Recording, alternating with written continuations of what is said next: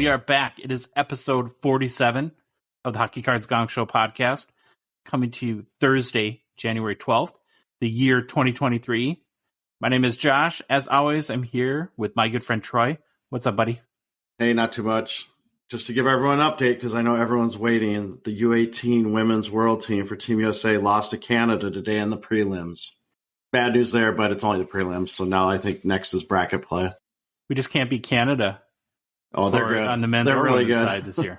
Yeah, they're really good on the women's side, or on the U18 side for sure. We're going to get right into it pretty quickly because, Troy, when I normally say we have a big show, what I'm talking about is that the show is hopefully of substance and lots of good information. But I think that we both, literally and figuratively have a big show today. And our prep is about as big as it's ever been. We kind of went off the research deep end for this show. So hopefully there's a lot of good information and a lot of exciting stuff to share with you all today. Before we get going, though, just want to remind everybody that the Hockey Cards Gongshow Podcast is a Patreon podcast. That means that we rely on the support from listeners like you to help us cover expenses, continue to produce more and better hockey card content, and help us fund initiatives, even in a small way, to grow the hockey hobby. Right now, Troy, you can take advantage of our out of 99 support level tier and be one of the first 99 supporters of the Hockey Cards Gongshow Podcast. Get exclusive access to the Gongshow Discord server, chat with us on the regular, join the community of already great people, participate in the show. We have a big interview coming up this week, and we're getting feedback from people from that in the Gongshow Discord, so get a chance to do that as well. It's super easy to do. All you got to do is go to the Patreon website, Troy. It's patreon.com. Search for Hockey Cards Gongshow Podcast, or there's a link in the show description for whatever podcast app you're listening to us on right now. And lastly, in our social media channels where we have our link tree in our profile, so on Instagram and TikTok, you can find the link to Patreon there. Since our last episode on Monday, we have 2 new patrons. So I want to give a special shout out and thanks to Gagne215 and 562_sports cards. Thank you guys so much for your support. We're very, very grateful for that. And just everyone knows, too, when we do that little shout out, if there's anything anyone wants us to plug, like if you're a breaker or your Instagram or anything like that, we'd be happy to do that when we kind of give you the new patron shout out. All right, Troy, you ready for the game plan, buddy? I'm ready. On today's show, we begin with a look at the best player to wear number 47 per the Hockey Writers list. Then it's off to the Hockey Cards Gongshow 2022-23 Midpoint Hobby Review. Thoughts and awards. We follow this with our current movers and shakers list. Then it's off to new product releases and a PWCC Weekly Auction preview. We end the show with our listener mailbag. All right, Josh, it is time for number 47. Hockey's most famous 47 per the Hockey Writers' greatest players to wear number list is Alexandar Radulov. And I think I got that name right. I'm going to make sure every time I have my pronunciation guide. He was a right winger, played 524 regular season games over a 9-year NHL career. Played 3 seasons with Nashville, 1 season with Montreal, and 5 seasons with Dallas, where he ended his NHL career. Now, when you look at Radulov and think about his career, it's important to point out that Radulov's first season in the NHL was 2006-07 season. And his last season was the 2021-22 season with Dallas. Again, not a math show, but if you do the math and you're saying, hey, you said you've had a 9-year NHL career, and that time frame is a lot longer than 9 years. Because during his NHL career, he had 2 stints where he left the NHL and went back to Russia to play in the KHL. And they were pretty significant stints. Like, I think each one was either 3 or 4 years in between. Couldn't make up his mind or what? You know, I tried to find articles where he actually spoke on why he went back. I can speculate and say why he just wanted to be at home and close to maybe family and friends back there, but I couldn't really find anything where he actually said why he went back. Is he really, like, for sure? This isn't like April Fool's and you're joking. He's really the greatest number 47 of all time. Oh yeah, he was on the list. That's who they said. And if I remember right, the other names weren't anything spectacular. Let's look him up real quick. On-air production meeting so I can make sure that I had the greatest number 47. That'd be awesome. Actually, he's not. I mean, Radoslav was not bad. He was a decent player for for the short stint he had, and the traveling back and forth, going to Russia and stuff. He was a pretty decent player, well liked in Dallas. The other runners up were Torrey Krug and Marc-Andre Bergeron. Yeah, Krug still plays, I think, right? Yeah, I would just think that when we're thinking, oh yeah, let's do the greatest players to ever wear a jersey number list. Like it'd be like Mike Bossy and Yari Curry, Brendan Shanahan, right? And we've had like dudes that only I'll just say most Americans have never heard of. Yeah, we're in that number range, though. I think 1 through 30, because back in the old days, usually that's all they assigned was 1 through 30 or 35. But now we're getting to those players where we're 47, 48. So I think we'll have a streak of a little less known players. But we'll get to the okay. But it's important to learn about everybody, so I'm on board. I want to know everything about Alexander Radulov because I'm so excited. Yeah, I like doing these research. These are fun. I know you do. All right. So last year he was in the NHL. He's with Dallas. Right now he is back in Russia. He signed I think it was a 2-year KHL contract with the Akhbar Kazan. That's the name of the team. Don't ask me. One of my favorites. Yeah, Akhbar is Kazan. So he's back in the KHL. I'm guessing his career in the NHL is probably over. He's up at that age, and it seems like this time it was going back to the KHL for good. On his awards and accomplishments list, no individual NHL hardware. Did finish 9th in the Calder Trophy voting in 2006, 2007. So we're going to give him there. Here we go. I had to dig deep for some of these. I know this is an NHL greatest number, but I just felt bad, so I'm going to find some other things. He is a 2-time world champion in 2008 and 2009 with Russia. He has won the Golden Stick Award, which is the KHL MVP, on 4 occasions. Is the Sticks over? Yeah, probably. I hope not. Just like your triple gold. He ranks 4th in all-time KHL scoring with 524 points, which is pretty amazing. Jumping back and forth between the NHL, and he's still 4th all-time in KHL scoring. Wait a minute. Is this the all-time greatest players to wear the jersey number in the KHL or the NHL? I'm pretty impressed with the KHL. Yeah, I got to put more stuff in here. I feel bad when it's like, this guy did nothing. All right, here's his career in the NHL. 144 goals, 244 assists for 368 points. Made the playoffs in 7 of his 9 seasons in the NHL with 67 games played, 21 goals, and 28 assists for 49 points. Radulov was known for his high-energy game that he brought every game along with that high energy. He had absolutely fantastic celebrations after he scored a goal. If you ever look at YouTube videos of him, he did the sword, pulling the sword out, putting it in the sheath, pointing it at the other team. They're fantastic. If he's known for anything, it's definitely his awesome goal celebrations. How many assists does he have to Putin in the KHL All-Star game? That's what I want to know. Man. I know. Probably Putin scores 20 goals, doesn't he? Because no one will touch him, and then that one guy actually ran into him, and they thought he was going to end up in the gulag. Yeah, okay, we got to do a slight tangent, because if anyone's never done it, go to YouTube, watch Vladimir Putin highlights from I believe it is the KHL All-Star game. It's something. The dude cannot skate. He skates like a 5-year-old, and he's the MVP and scores 20 goals every game. And the other legendary hockey players will just fall over as he duck waddles past them. It's the most ridiculous thing you will ever see in your entire life. Yeah. And I always wonder if it's kind of like an inside, or it's like a joke now that they do it. Is he in on it, or is he truly just I'm going to go and score and these guys better not touch me? Yeah, I don't know. All right, let's end Radoslav here. Great teammate. You read any interviews, all his Dallas teammates loved him. They talk about how awesome he is. Fan favorite due to his energy, the way he played the game. He was not an elite goal scorer, but he definitely could score and had some high-skilled goals during his career, which you can definitely find on YouTube. And again, watch the celebrations. They're awesome. Fun fact, he scored his first career NHL goal on his first career shot. Oh, that's pretty cool. Fun. I like that. Pretty fun. I'm sure there's a list out there of other players, but I thought that was the first one I've read, and I'm sure there's some really famous player that did that, but I thought that was pretty cool. His rookie card, 2006-07 Upper Deck Young Guns, number 476. Obviously, everyone's going to guess low pop. The PSA 10 copy, there is only a pop of 16.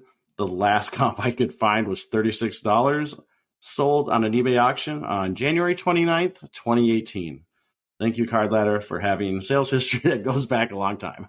For anyone like me, because I'm always here, that is, will listen to the show for everyone in their what do you think now of starting at like number 40 through 47, the combined PSA 10 Young Guns value is? I mean, are we more than $300? Yeah, I think so, because we got Pronger in there. Pronger's in there. Yeah. I think his was up there. Yeah, and so the BGS 9.5 copy, there's 48 is the pop count. I could not find any recent sales. However, there are 2 BGS 9.5s for sale on eBay. One was for sale for $123 and the other one was for sale for $149. If you look at the raw version of this card, you can get it under $10 here and there, plus shipping, whatever people add on. But again, once you get these players that aren't as well known in the grand scheme of things, obviously the card pops are going to be low and you're not going to find a lot of sales. That's what I got. We seem to be alternating between people that we've never heard of and then people we have heard of. So it's 48, someone that is a little bit more well known than our boy Alexandar Georgiev. Nope. Okay. I mean, well, I'll say this: 48. I definitely know who he is. He played a long career, but again, it's going to be a guy that just kind of those mid. If he was on your team, you definitely knew who he was. It's not my boy Scotty Prunovich from Hibbie, Minnesota. He's 48. Here's interesting. Has the same first name. Has the same first name that you just said. Not Scotty, but Scott. Interesting. All right. Thanks, Troy. Before we move on, want to make a quick reminder for stand-up displays. Owner of the company, Dan, good friend of the show. He's a hockey goalie, Troy. And his kids play hockey too. So not only do they make amazing stands that are completely customized for you, but they're big hockey fans. Dan is a big hockey collector. So we want to thank him for the support, and hopefully you guys will go and support his business too. His stands are amazing for just displaying your cards at your house or taking sweet social media photos for like Facebook or Instagram. Makes them so much better. They've got a fantastic product called Direct Print, where you can send Dan your logo or image or photo or anything that you want to, represent yourself or your own brand or just show off your collection. And really quickly, they make custom stands that are pretty cheap too, very reasonably priced. If you don't want a custom stand, they have some pre-made ones too for different cities or players like McDavid, Ovechkin, Crosby, etc. Best news, Troy, if you use, I think you're eligible for this too.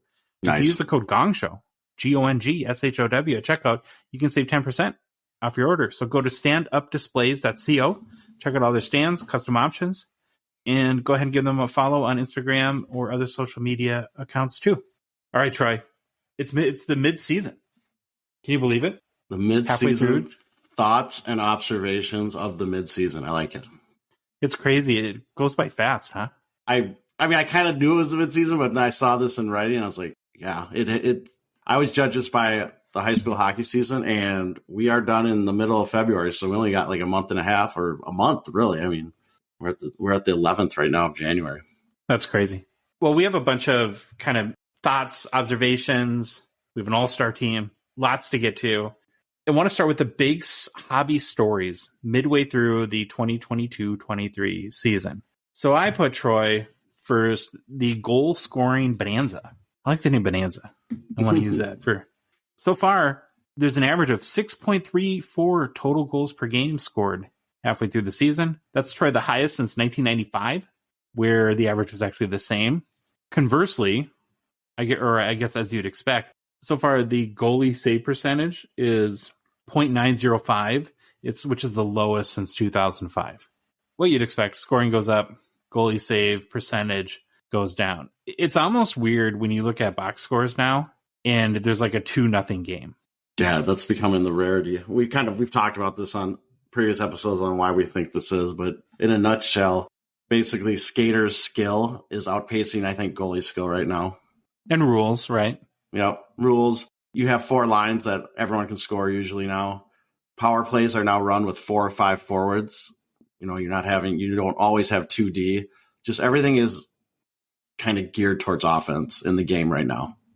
I guess one of the things too that I've been reflecting on all the goal scoring over the last really 3 months now is on face value, you'd think, wow, that would be just a fantastic thing for the hobby, right? The more goals you score, the more point scores you have. But I think one of the byproducts that I've noticed is that it hasn't really changed really who people are.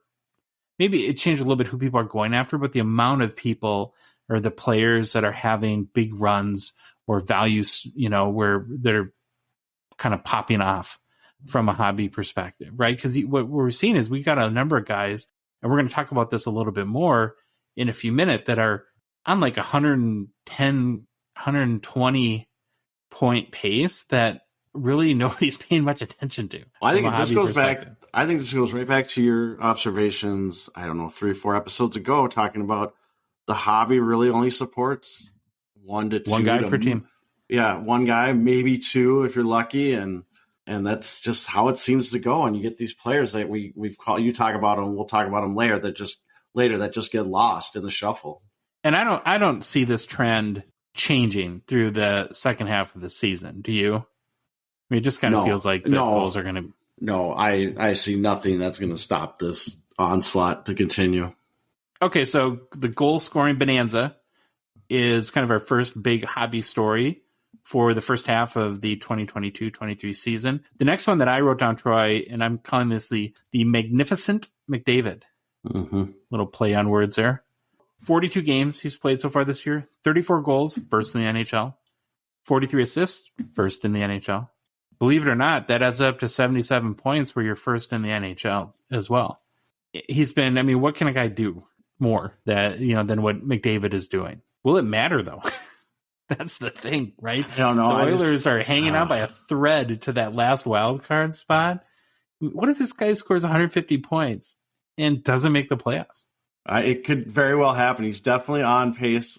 I think he's on pace, right, for 150 dead on. And like you said, will it matter? Because I was a big believer in the Oilers this year, but their defense is atrocious. And I was reading a bunch of beat writers for Edmonton yesterday, and they're all talking about how Edmonton GM is now just on the phone trying to find defense, something to help them out. And, of course, Matt Dumba came up with the Wild, and, hey, you can have Dumba. I don't know if he's going to help you guys very much, but maybe we'll get a nice draft pick in return for him. But, yeah, more on Dumba in a minute. But yeah, Edmonton is just a goofy situation. Obviously, Skinner's kind of elevated his name in the Parthenon of Calder Trophy candidates with how he's been playing. I think he's eligible. I'm pretty sure he is. Okay, so the Magnificent McDavid. Next kind of big hobby story that I had is how many more empty net goals can Ovi score? And, I guess he passed Gordie Howe for second all-time goals, too. On an empty net goal? Was it on an empty? Oh, it was a regular goal? It might have been. Oh. I think to tie it might have been. But, yeah, he's every which way to score an empty net goal. This guy gets it done. He's also still an incredible hockey player. And when you think about what he's doing at his age, it's almost beyond, Troy, any superlative that you could come up with. So through the first half of the season, he's got 29 goals, 19 assists for 48 points in 43 games played. He's at 809 career goals, puts him 86 from passing Gretzky and owning the all-time goals record. If he ends up with, let's just say, 55 goals this season, right? So even a little bit less in the second half, 26 more goals this year, he'd be 60 away from the record. It is actually conceivable that next year he could break the record. Well, because they throw him out on the ice if a goalie's pulled, he's on the ice for the rest of the game. Oh, yeah. Like, if there's no goalie, he's on the ice to get a goal. And I wouldn't say it's probable that he'll break the record next year. I'll stick with that word conceivable. But it feels like at this point, though, Troy, and I think you'll agree, that it's now an inevitability when he's going to break Gretzky's record. Yeah, if he stays healthy, it's happening within 2 years, I think. At the end of next year, at the very earliest, and more than likely a month or two into the following season. But I was thinking back to this summer when we were talking about this. Mm-hmm. I don't think that ourselves or anyone else was speaking in the terms of inevitability, right? And so to me, that's the big story. And that in the matter of a half a season, we've gone from, we think it could happen in maybe 3 years, maybe 4 years to, this is happening. Yeah. This is happening for sure. And heck, it might happen next year, which is create. I mean, a lot of things that have to go right. Again, I think it's more probable early the year after, but that's just crazy. I also think that the inevitability factor is sinking in with collectors now too. If you look at card ladder, there's a bunch of Ovechkin cards in the ladder. They're all way up over the last 3 months. Just like an example is 2005 Young Gun PSA 10, pop 1,083, currently at 6,500 US. It's up about 48% in the past 3 months, Troy. It's just going to grow and grow and grow, especially scoring goals at the clip he has. So my last big story of the first half of the season is a guy who doesn't even play in the NHL. And I'm saying it's Connor Bedard's world, and we're all just living in it. And, and I have just more questions. It's like, will Bedard be the most hyped rookie ever? And I was thinking about this a lot. I was actually at some local card shops asking them what they think about the Bedard hype. What I think it comes down to is I'm not sure he's more hyped than McDavid was. I wasn't as active in the hobby as then. Yeah. But I think that given that the hobby is a lot different today than it was in 2015, that the Bedard craziness is going to be there's just going to be way more Bedard everything than there was even McDavid back in 2015, right? It's a bigger hobby. There's more cards out. There's more social media is a bigger deal in sports cards. So really uncharted waters. Yeah. My only concern is they oversaturate the market with his stuff. Think baseball. If you're into baseball, Wander Franco, you could get 2,000, Trevor Lawrence, whatever, football. You can get 2,000 different rookie cards. Obviously hockey's not that big, and there's not that many sets, but I just hope they're pretty careful about not just oversaturating it to the end of the earth. And now that he really dominated the World Junior Championship, barring, God forbid, some kind of catastrophic injury or anything like that, Troy, there's really nothing that can stop the train at this point, is there? I don't think so. He's not going to all of a sudden suck in the WHL. That's not happening. No, right? We've seen him go back, and he's just started right up again, scoring like 4 goals or 4 points in his first 6 game. points his first game back in the WHL. 4 goals and 2 assists. And you'll find too that we do our every month the most cards sold by player, like a top 25 list. I was already kind of doing a little bit of comparison, sort of the 33% way through January today. He's going to be very high on that list at the end of this month. Just tons and tons of people already chasing him. So those are my hobby stories, kind of the 4 ones that really stood out to me. Any sort of hobby stories based on the first half of the season that I missed, Troy, or anything stand out to you? I'm sure there's some we missed, but these were the 4 that when I read your list, I'm like, that's good. I don't need that anymore. We're already going to be a long show. Yeah. We can't talk. We could talk. Actually, we could talk about this for probably 3 hours if we wanted to. But next category is a little bit obligatory, and most of these guys we've sort of talked about endlessly, but got to cover it in biggest hobby surprises. So the first 2, I'm going to kind of, for the sake of time, it's a J. Rob and Tage Thompson. I don't know how you could name anybody else as far as where these guys were at, their cards, their card values, the amount of people buying their cards at the start of the season compared to now. So J-Rob, look at, here's kind of an interesting stat, Troy. In 2021, for all year, the entire year, there was 1,294 cards sold for Jason Robertson on the secondary markets. In 2022, that jumped to 7,188. So a 455% increase year over year in collector interest or people buying J-Rob, right? It's pretty crazy. The other guy, Tage the Rage Thompson, young guy, still 24. He's kind of, Robertson was always good. Not that Tage wasn't good, but I think Tage feels like he came more so out of nowhere than J-Rob, I guess. He did have a good season last season, so I wouldn't say it's a total shock. But his performance really exploded so far this year. He's got 31 goals, which is 3rd in the NHL, 21 assists, 57 points, which is 6th, I believe, in league scoring, and 39 games played. He's actually 1 spot behind J-Rob, who's 5th on the points leaderboard. Last season, Thompson did have 68 points with 38 goals. So again, it's not like he came out of total nowhere this year. One thing, though, that I found about, just to add something new about Tage Thompson, he does kind of buck, Troy, our goal scoring pedigree theory. So his highest goal scoring total for any professional season prior to his 38 goals last year was back in 2017, where he scored 16 goals in 71 total games when he was splitting time between the St. Louis Blues and the AHL. Till last year, he hasn't really scored a lot of goals.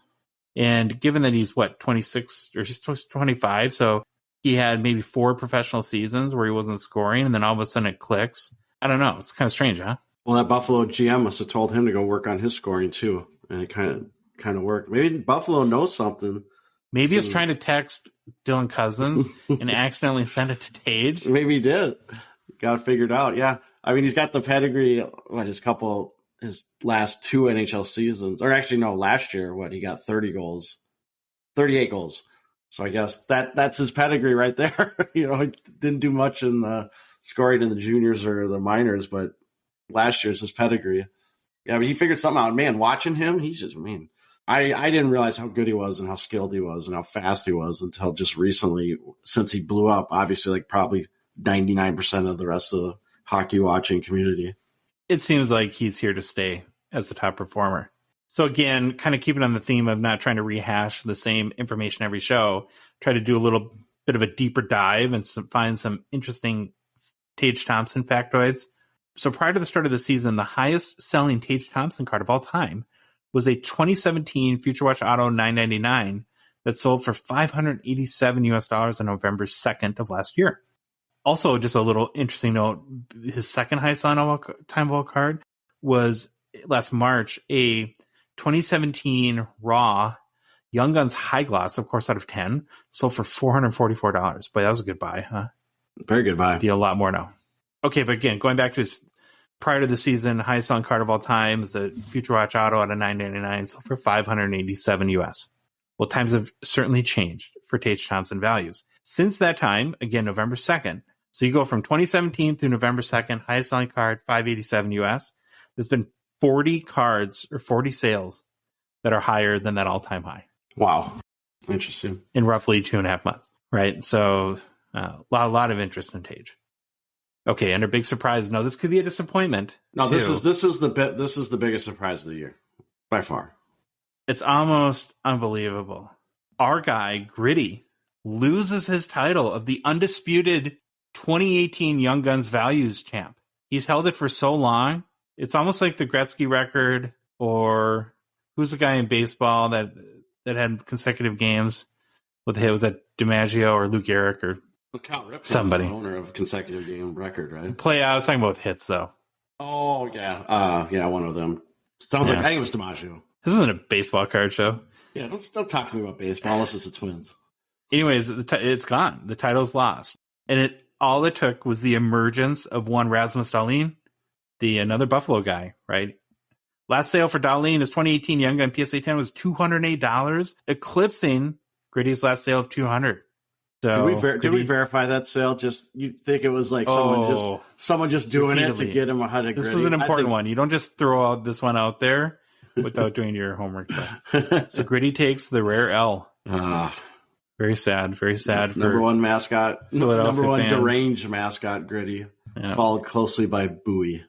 So those to me were the big hobby surprises through the first half of the season. Now let's move on to biggest hobby disappointment. The one that stands out to me. Hold on. Before you start, is our show on this list? Yeah. Our mothers of our lives. It isn't, but it could be. So for biggest hobby disappointment, the big one that stands out to me, Troy, is the 2021 Series 2 Young Gun. There was a time last summer, early spring, where, and it wasn't just us, but I think a lot of people were either saying or asking, or this idea was floating in the heads that could this be the greatest flagship series of all time? And it looked pretty, it was phenomenal. Over the summer, people were, Sider, Raymond, Newhook, Byfield, tons and tons of guys. Well, God, you're reading the names off because I need to look them up. I always forget who's in what series. Yeah. Hasn't been a fantastic season for those guys yet. No, they're all still young. I know that they can turn it around. We don't root against anyone in the show. Believe me, we have lots of these cards, and we want every card to go up and be worth a lot of money. But McTavish, facts are the McTavish is in there too. He's one of the exceptions. Yeah. But you go down the list and, start with Troy's guy, Mo Sider. The 21-year-old Calder winner has 2 goals, 11 assists for 13 points on the season, 38 games played. I know the last game he had 4 assists. Mm-hmm. So we did this research before. Doesn't really change the narrative to me much. So he's on pace for probably about 30 points for the season. He had 60 or 50 points in his Calder campaign last year.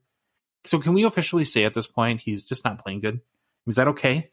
Oh, we've been saying that, but I think we got jumped on a couple times for saying that. I think, and he could be one of those guys who's a really good defensive defenseman, but the hobby doesn't care. The hobby does not care. The hobby cares about your goals and assists and your points, and goals way more than assists. And if your points aren't up there, then you start losing value.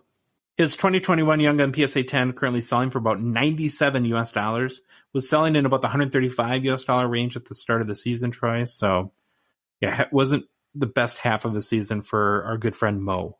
His buddy, Lucas Raymond, struggled to match his rookie campaign as well. I don't know if you call it a sophomore slump or slight regression. He has 10 goals, 13 assists. I think he might have had a goal again the other day, but at the time we're looking this up, had 23 points and 38 games played. So it's a 49-point pace for the year. He did have 57 points in his rookie campaign, so down, 16% or something like that. Maybe that's, but you would just expect after that and the promise he showed that he might actually play better, and especially what he was valued at, right? That's the key point. If you look at his Young Guns values mid to late last summer, mm-hmm. I don't think they were reflective of a 49-point season. His 21 Young Gun PSA 10 currently selling for around $83 US. It was selling for about 120 at the start of the season. Then we move on to Quinton Byfield. He has 4 points in 15 games played this season. He spent a good time amount of time in the AHL. I don't know how much more rope this guy's going to get. You were telling me that he just got rocked really bad the other night. I was just looking it up again because Zach Hyman, I think, just trucks Byfield, if I remember right. I'm going to watch it right now. Oh, yeah. Byfield kind of looked down at the puck, passes it, and just gets destroyed. So he's just and skates right off the ice. Then the other couple guys I put were Newhook, who we've talked about recently, and Anton Lundell. We've talked about him as well. They've both been on the struggle bus. You just go and you look at the headliners of that 2021 Series 2 Young Guns. And again, a year from now, it may be a total different story, but we're just looking back at the hobby perspective through the first half of the season. It hasn't been great. We did mention, though, there are a couple of what I guess I'll call saving graces. And to me, those have been Mason McTavish, who's currently second in rookie scoring with 9 goals, 17 assists, 26 points, and 41 games played.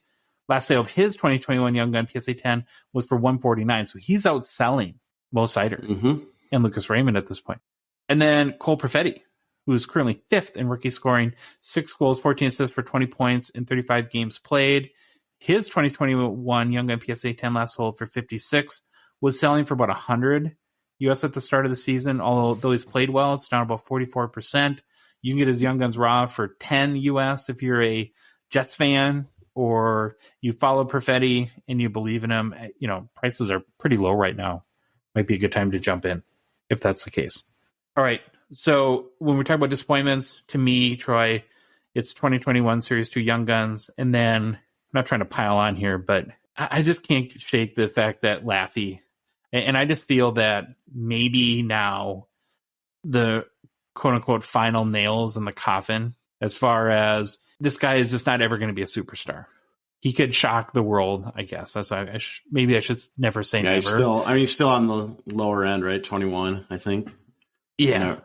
But I agree. For what have you seen in his first couple of years that has really swayed you to think he's going to be the next superstar? Or 3 years, I guess he's been in the league. Yeah, and again, I feel like we're repeating ourselves, but it is worth saying again. He could have a very good NHL career. He can make a couple All-Star games. He could be a top 6 guy. But the hype and price that this guy has carried, he needs to be on the Jack Hughes trajectory or the Cole Caulfield trajectory. He's not even close. Can't hold a candle to those guys right now. And so I feel for people that have a lot of money wrapped up in him, and I'm sure that they're going to hang on to every last shred of hope that this guy can pull through. But so again, I looked this up the other day, Troy. He's got 5 goals, 13 assists, 18 points in 40 games. It is his best season, so let's give him that. But 36, to your point you made a second ago, 36 points in year 3, if that's his pace, how can you not call that a disappointment for a former number 1 overall pick? Oh. That doesn't cut it. So those are the biggest disappointments. Then I came up with a third category. Kind of guys that are guys, well, it's a list of guys that I kind of feel are stuck in neutral. And again, this is looking at it from the hobby perspective. It's not that they're playing bad, but it's just the hobby there's just not a lot of hype around their cards at the current moment. And how many guys did I come up with here? I think I got 3 guys. Yep. Okay. So my first guy is our friend Cale Makar. His 2019 Young Gun PSA 10 Pop 1760 worth about $738 US right now. It's up about 1% in the past 3 months. From a season perspective, he has 10 goals, 27 assists, and 37 points in 28 games played. Well, 30. He's played more games than that. 39. 39 games played. Yep. Sorry. Which isn't bad, right, for a defenseman? 37 points, 39 games played. But I don't know. When we started the show, maybe that's a little bit of our bias. Yeah. It was at the end of May. And it was Cale Makar, everything. You couldn't talk about Cale Makar without mentioning Bobby Orr. And now you have the fact that he's playing good, but not spectacular. And the Avs kind of stink. They've had so many injuries. They're out of the playoffs right now, which is crazy to think about. Yeah. Right. I mean, they were did you pick them to win the cup? Or no, I think I have Carolina. So I don't know. Do you agree that he's kind of like neutral is a good word? Definitely stuck in. He's definitely just stuck in neutral. Except last night he had a fantastic goal, or it was 2 nights ago, and he did the Cale Makar move where he just rushed the puck in, went in, and scored. And I was like, oh, here we go. Now he's going to go. So 2 years or last season he had 86 points. I think he's on pace for 79, 80-ish this year. But I feel like he's obviously by his card values he's stuck in neutral. With all the hype that came out in February or March. It just isn't the after magic June, there. after the playoffs and everything. Yeah. It's just treading water right now. So Cale Makar is our first guy there. Next guy that I has kind of stuck in neutral is Austin Matthews, AM34, as kids like to call him. His 2016 Young Gun PSA 10 popped 2,764. Troy is selling right now for around 1,275 US. It's down about 11% in the past 3 months. He's having a okay season. His goal scoring is way off. So far as midway stats are 20 goals, 27 assists for 47 points and 41 games played. Again, you look at it like a point per game, not bad. But you got to remember though, Troy, he led the NHL last year with 60 goals and he's currently pacing for 40. That's a 50% reduction. So that's crazy to me. 40 goals and we're just like, oh, disappointment. But I get it. Totally you set the bar high. Yeah, you set the bar. He set his bar high, so you got to live up to it. And his 40-goal pace, Troy, would be his worst season goal-scoring-wise since he netted 37 goals in 2018. Now, Toronto does look like it'll be a playoff team, or we might as well jinx them in saying that. But so far. So there might be maybe some postseason magic or a nice deep playoff run for the Maple Leafs. That could help his hobby values take off, especially if he plays well. But that's pretty much a solid if, I would guess, at this point. The third guy who I've stuck in neutral is... our boy, Kirill the Thrill, dollar bill, you just Kirill, bring this guy up to rip on me. So I'm not even listening. Yeah, take my headphones off. Took his headphones off and left the room. His 2020 Young Gun PSA 10 pop 2,918 is now valued about $291 US, down about 25% in the past 3 months. But wait a minute, Troy, we have breaking news. We need a breaking news announcement. Are you ready? The 2020 Kaprizov Young Gun PSA 10, as I mentioned, popped 2,918, has just recently surpassed the 2016 Austin Matthews Young Guns and now sits alone in 4th place all time for the highest pop count of any hockey card. Awesome. Next on the list at number 3 is the 1990 OPG Premier Jaromir Jagr PSA 10 as a pop count of 3,373. So that puts Kaprizov Young Gun PSA 10 only, Troy, 455 PSA 10s behind Jagr. So I have a question for you. What's the bigger story in the second half of the season? Is it Ovi's continued chase of Gretzky's goal record or Kaprizov's chase of Jagr for the high pop count immortality? It's definitely Ovi. This is just rubbing it in. It's definitely Ovi, but oh my gosh, I mean, he's going to overtake him. He's going to become number 2. That's crazy. Well, it'll be number 3. Number 3. Number 2 is the Austin Matthews Young Guns BGS 9.5. Got a ways to go. Got a ways to go. Yeah. The hockey card with the highest pop count ever is the 2015 Connie McDavid Young Guns BGS 9.5 that has a pop count of merely, Troy, 7,578. Wow. So your guy Kaprizov's got a little bit of ways to go there. But yeah, I mean, his continued rise of his pop count is just insane. He is, though, a little bit off of last season's pace where he had 108 points. I think Kaprizov's currently tracking like 101 points, so 23 goals, 25 assists for 48 points in 39 games played. To me, it has to do with, I think his assists are down, and he does have Zuccarello on his line, but the center has been a problem for the Wild. With Sam, Sam Steele. Ryan Hartman played out of his mind last year, and now we have Sam Steele. No offense to Sam, but we need an upgrade there. I don't know if there's a lot of upside for Kaprizov through the end of the year. Troy, you know this as a Wild fan. At some point in the second half of the season, they're going to win 15 games straight and then lose 4 games to 2 in the first round of the playoffs. And be done. Right, because that's what the Wild do. Yep. So those are my stuck in neutral guys. Anyone else that you would throw in there? No, besides just the other guys that never get hobby love, but these are more popular guys that I think are truly stuck in neutral right now. Okay, so now I have a whole bunch of biggest second half questions or question marks. All right. A lot of these are for you, Troy. So you ready? Got your thinking cap on here? Oh, boy. This one kind of goes back to a little bit of a subject we've already talked about. But did, in fact, Cale Makar usher in the era of bankable defensemen in the hobby, or was it a cute little story that lasted for a couple months? Good question. I think right. So before you answer, we'll just maybe I'll give you a little benefit of digging in. Right. So if you look at defensemen so far in 2022-23, we said Makar is kind of stuck in neutral. Sider is way down. Rasmus Dahlin has had a little bit of a breakthrough, so he'd be maybe the one you would point to. But you got guys that are defensemen leading league in scoring, or up there in the league leaders like Erik Karlsson, Josh Morrissey, that nobody seems to care about. So is it really truly the age of the defenseman, or was it just a cute little story that lasted? I think I'm actually leaning towards a cute little story, because what I think it did, it generated interest again in defensemen becoming offensive and the offensive defenseman style. But again, it's kind of lost all its momentum that it had coming out of out of last year through the summer. And now we're into the new season, and I think it's kind of just died. Okay, Troy, here's my next question for you. Can or will any goalie dominate the second half of the season, or will we continue to see roller coaster performances week in and week out attributed to all the goal scoring and just crazy skill of offensive players? As much as I want to say yes, there's going to be a goalie that dominates and there's going to be dominating performances, I don't think so. I think we're seeing just the change in the game.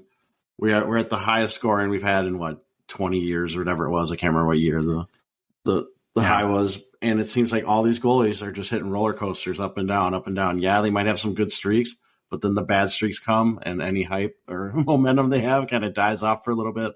So I think it's going to continue with the roller coaster up and downs.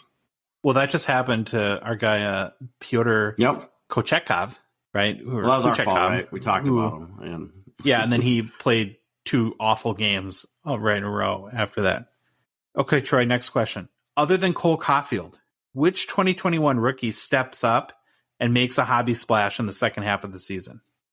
I don't know. I hate rookie questions. I just want Zegras because I love the kid. I just love him so much and how he talks crap. And he's now getting a little more feisty. If you've seen the highlights from the last couple of games, he got in a little spat. I can't remember with who, but starting to talk a little smack. I think it was against the Blackhawks maybe, but his team is such a dumpster fire, though. I know they are. They're truly a dumpster fire. But I want Zegras. I want Zegras to be the next guy that breaks out there. That'd be good for the hobby. Yeah.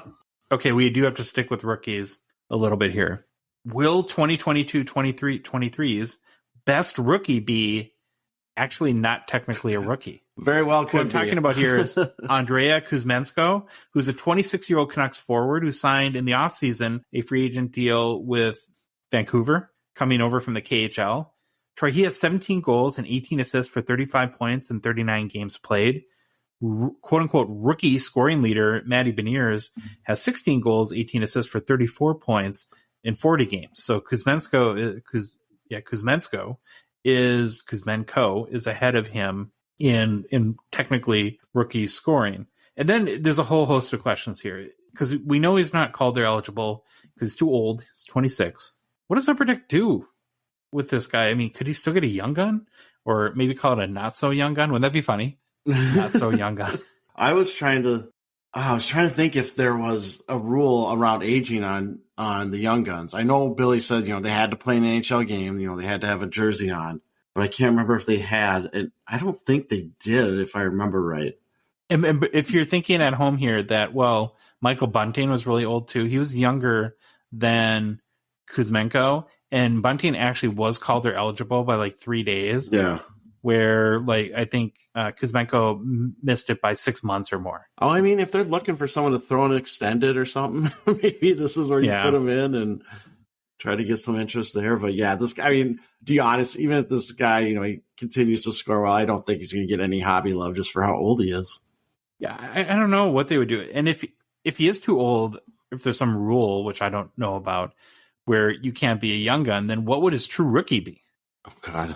Like a platinum or marquee rookie? You have to go to trading card database and find like some Russian card or whatever. Is that where you've seen Russia? The KHL, I'm sure they have KHL cards. I'm going to have to go find it, and they'll have to designate one of those as his rookie card. All right, because you love rookies, we're going to stick with rookies for, I think, one more question. Will any potential Series 2 Young Gun candidates challenge, from a value perspective, the Series 1 guys like Beniers, Boldy, Owen Power, Kuchekov, for any of the top spots, I guess, in the value pecking order? So these are guys, and we don't know the Series 2 checklist, but we think of like Juraj Slavkovsky, Wyatt Johnston, Jake Sanderson, etc. Do you see any of those guys exceeding kind of the current crop? I don't know. I don't, but I don't know those guys that well, just from kind of reading stat lines here and there. I haven't watched them specifically play or anything. I know, like Wyatt Johnson, had a little bit of buzz in the last couple weeks. I don't know if that's died down. It looks like he's a goal scorer. Yeah. Yeah. I would like Slavkovsky to come on a little bit stronger because obviously I want him to do well. But I don't have a good opinion on this one. I'm thinking none of them will, and I'm actually a little concerned that the Series 2 class could be a little weak. I hope that changes, but I just don't see the Mo Sider guy in Series 2. Okay, we'll move on. Next question. With how much Boston has dominated, are there any candidates on that team for a hobby surge if they continue to beat anyone and everyone like they've been doing?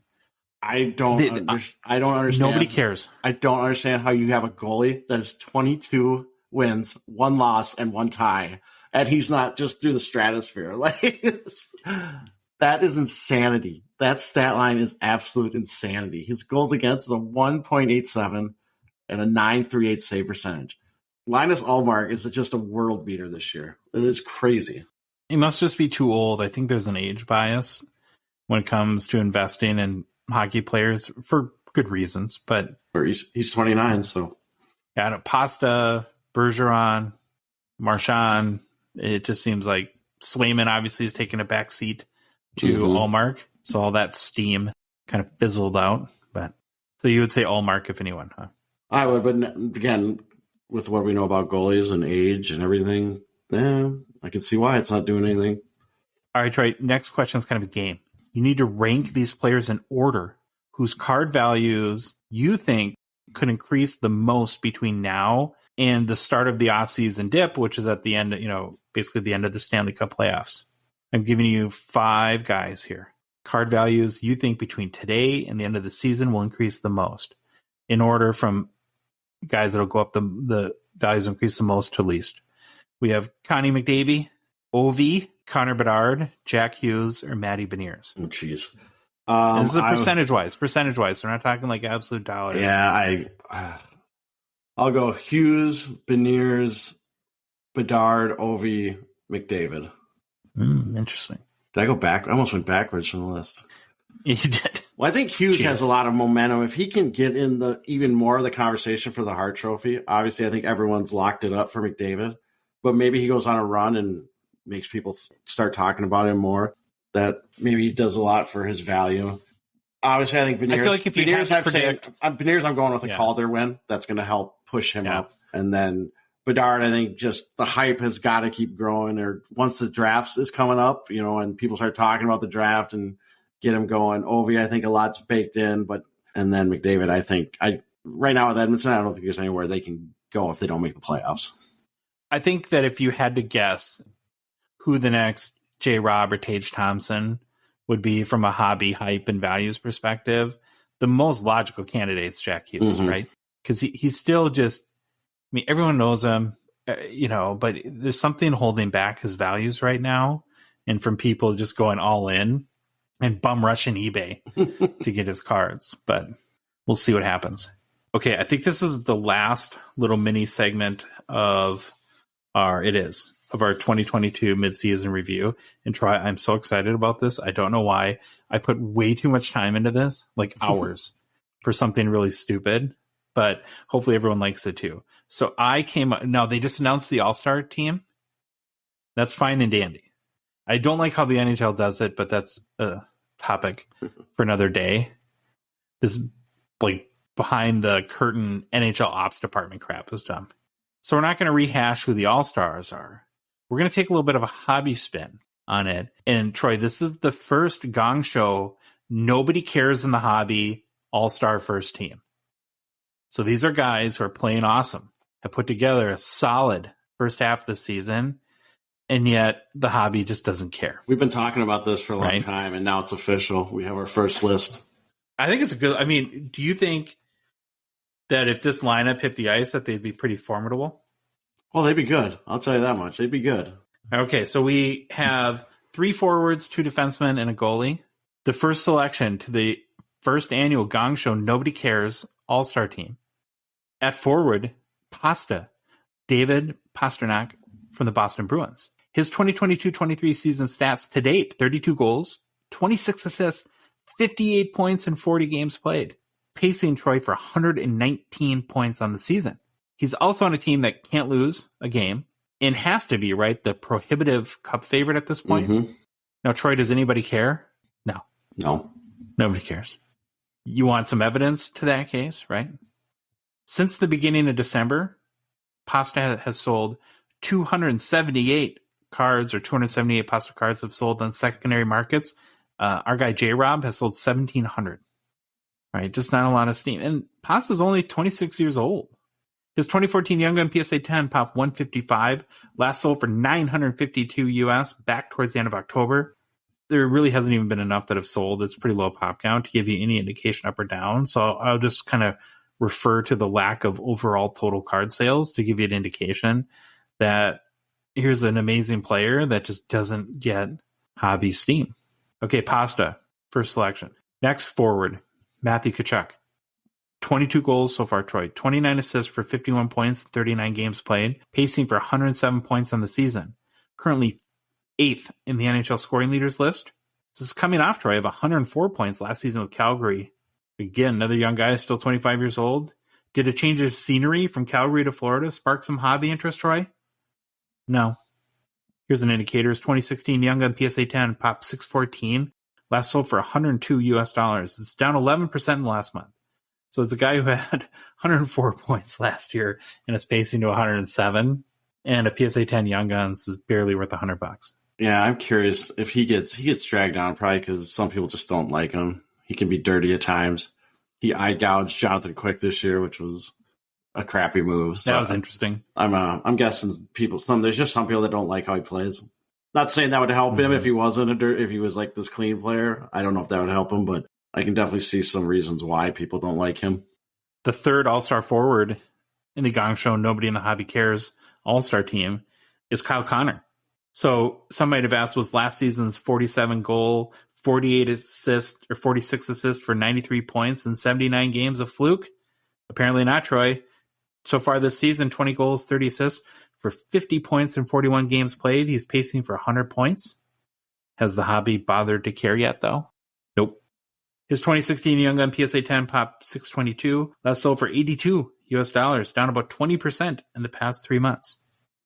Right, so we got three guys here who are, one guy's pacing for 119 points, another one for 107, another one for 100, and their combined Young Guns rookies PSA 10s are worth not a lot. Okay, we'll move on to defensemen.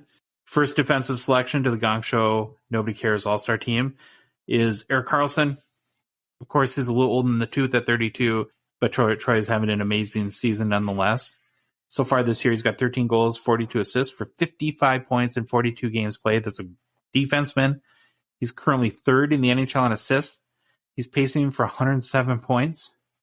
Currently ranks number 1 in the NHL for point totals by a defenseman. We referenced Pasta's 278 secondary market card sales since December 1st. Well, Karlsson's at 129. Want a little bit of context. The 50th ranked defenseman in scoring, your guy Troy Mosider, has sold 700 cards in that span. 129 for Erik Karlsson. Karlsson's 2009 Young Guns PSA 10 popped 187, last sold for $180 US. It's actually up about 6% in the past month or so that's good. It is still off its all-time high of $270 US, set in, you guessed it, January of 2021. Yeah, just a lot going against it, right? Old defense. San Jose, not a big hockey card market, or not a big hockey market in general. Yeah, I'd agree. The second defenseman on the Gongshow Nobody Cares All-Star team, your guy Troy, Josh Morrissey. He's a 27-year-old Jets defenseman.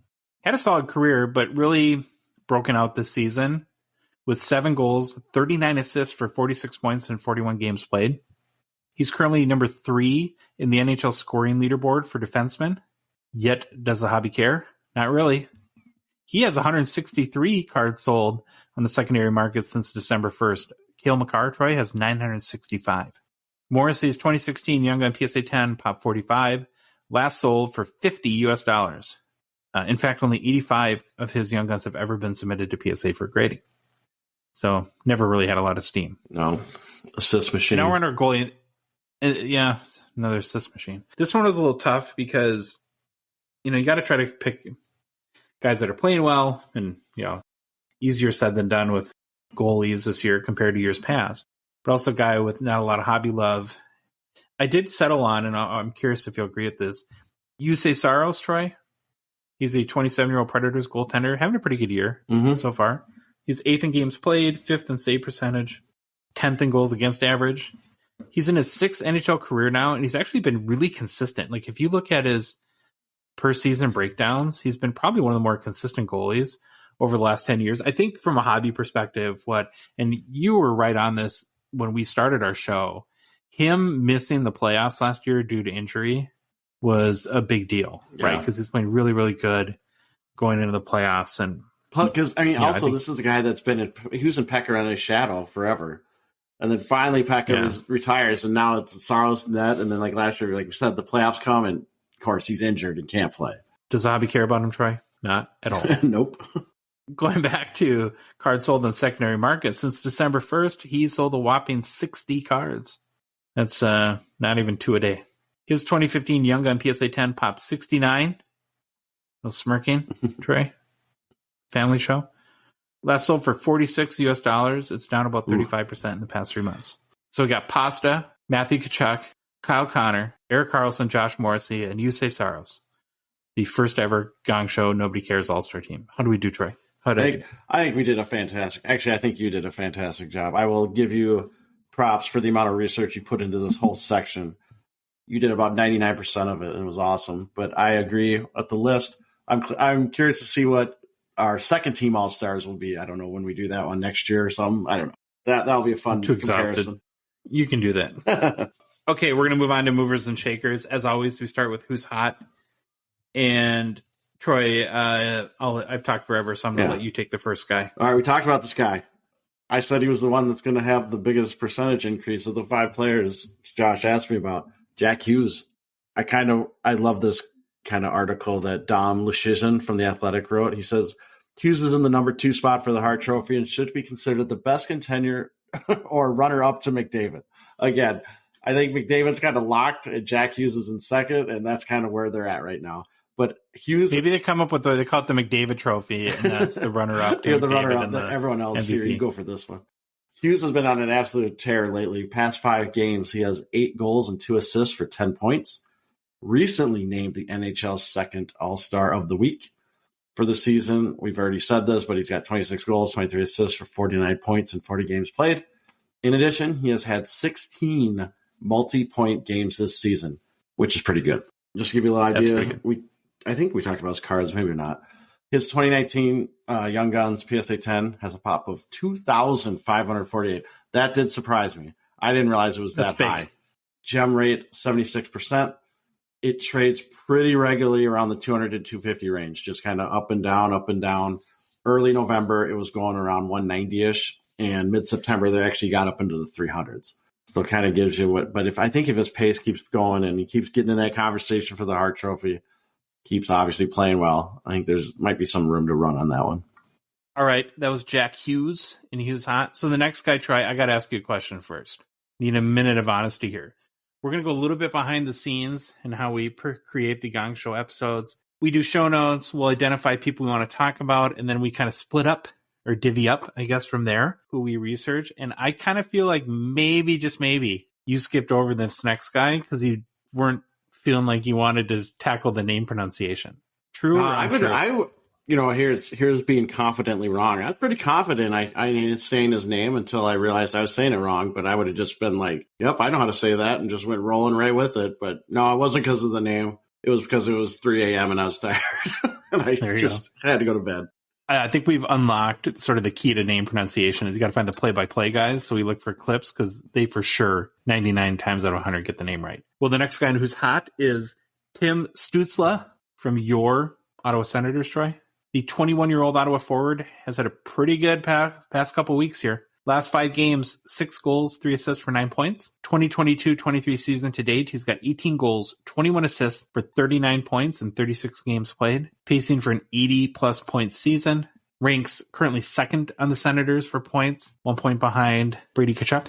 Last year was his best season to date, where he finished with 58 points, so trending to 80 is pretty good. He did have 22 goals last year, and he's going to get a lot of opportunity. He's playing on Ottawa's first line, centering, with his wings are Brady Tkachuk and Claude Giroux. Also centers first power play unit. His 2020 Young Guns PSA 10 Pop 660 currently sells for $168 US. This was going for about 130 at the beginning of the season, so it's up a little bit. 2020 Young Gun Raw currently sells for about 45 US. I don't know, Troy, to me, this is a really interesting young player. He's, kind of reminds me a little bit of J-Rob. I don't think he's as good as J-Rob, but he's really under the radar, and he's been good, and he's been pretty consistently good. And man, if he takes to the next step or two, you look at like 168 or 170 US for Young Gun PSA 10, that feels like could be something to look at. He was in the same class as Kaprizov, right? Yeah, Kaprizov, Robertson, Sorokin, Ottinger. Yeah, that PSA 10, 170. You could buy a 2020 Young Gun PSA 10 170. It could go up to 500 instead of buying it 700 and goes down. Going down. I could buy that one to pass Kirill. Oh God! But if you own this and I buy it, it's going right to like $42. Yeah, probably. Okay, last guy on who's hot. Probably could have been here a couple other weeks. Maybe it's a little wild bitterness, but Kevin Fiala, the first-year Kings forward, again having a pretty good season. Been on fire past couple of weeks. I guess the Wild didn't need him though, huh, Trey? Nope, too expensive for us, so we just let him go. Although he makes the same amount as Matt Dumba. Yep.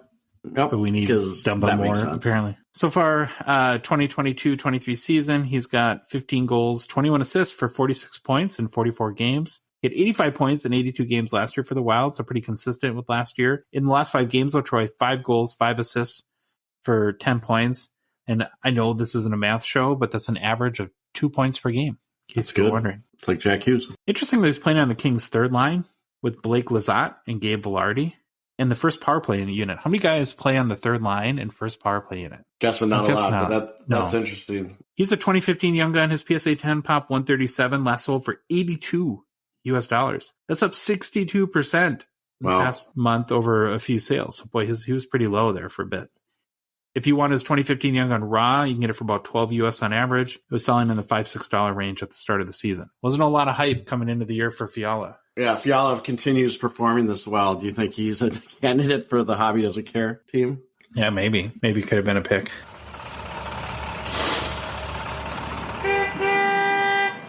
Oh, there it is, Troy. On time. Struggle bus time. Couple guys on there this week we got to talk about. I'll take one, you take the other. I guess I'll start. First guy, going back to Buffalo.